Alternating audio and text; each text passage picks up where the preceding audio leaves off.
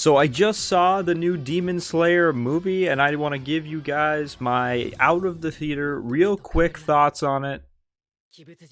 Into the Swordsmith Village, I gotta give my out of the theater thoughts real quick. I thought it was a lot of fun. Basically, half the movie was that latter half of the entertainment district, and it just kind of throws you into the action right away. And then we get a nice intro and tease to the Swordsmith Village arc. We get to see the upper rank demons. Yeah, I thought it was a lot of fun in the theater when they did the original intro along with season 2 intros. That way, if someone didn't really know exactly what was going on seeing the movie, or someone that just needed a quick refresher, that was helpful. And it was a lot of fun just seeing those on the big screen again. So they did a quick recap, and it throws us in with Hashira Tengen fighting Gyutaro and Daki. They obviously narrowly win, like we've already seen, but the poison kind of stinkies everyone.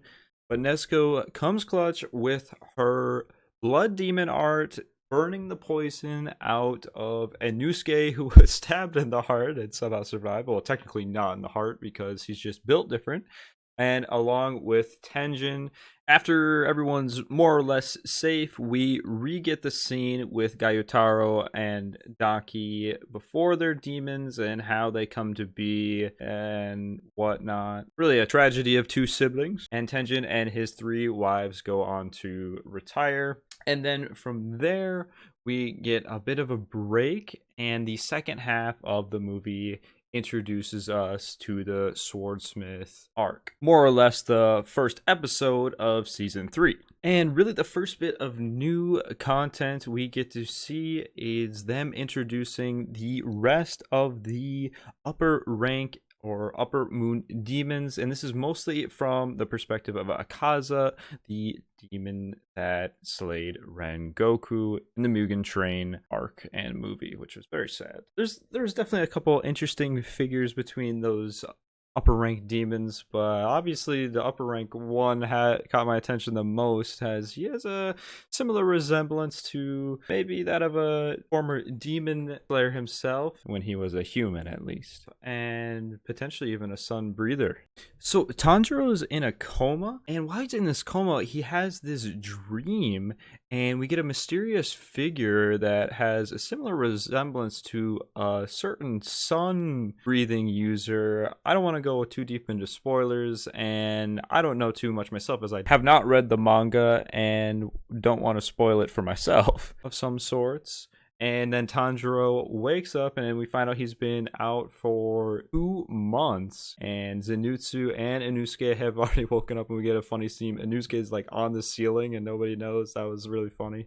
But basically, we learn to find out that Tanjiro's swordsmith is very pissed off that he damaged yet another one of his swords and has not made his new sword for him yet. So Tanjiro is brought to the Swordsmith Village secretly so that he doesn't know where it is. He's got like earplugs and nose plugs so you can't smell or hear where they went.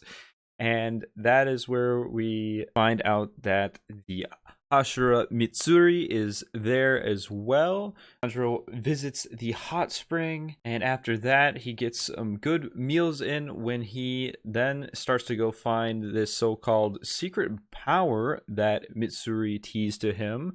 And when he's looking for that, Tanjiro sees Muichiro, the Mist Hashira, is there, and he is with a figure that we get quick tease on that appears to be the figure that was in Tanjiro's dream that resembled a sun breather, and this same figure had a similar resemblance to the upper rank 1 demon. I'm sure there's some kind of connections there. Don't quote me. Again, I haven't read the manga. It's probably just a coincidence, right? Well, anyhow, that's where the movie ends. So again, the first half of it was the entertainment district, and the second half just that extended first episode to the Swordsmith Village. I enjoyed the movie, and it was a lot of fun to re-see those big action scenes on the big screen. That part was really worth it for me, and I mean, it was a nice change of pace to get to a little bit more comedic, a little bit more fun in the earlier part of the Swordsmith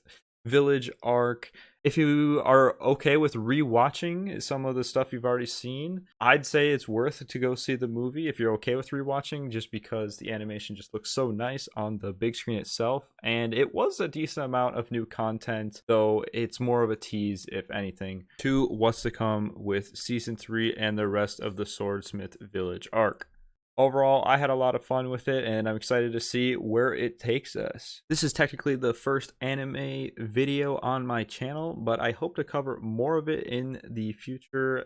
If you enjoyed watching, drop a like, it really helps out, and subscribe for more nerdy videos every week. I'll see you guys later.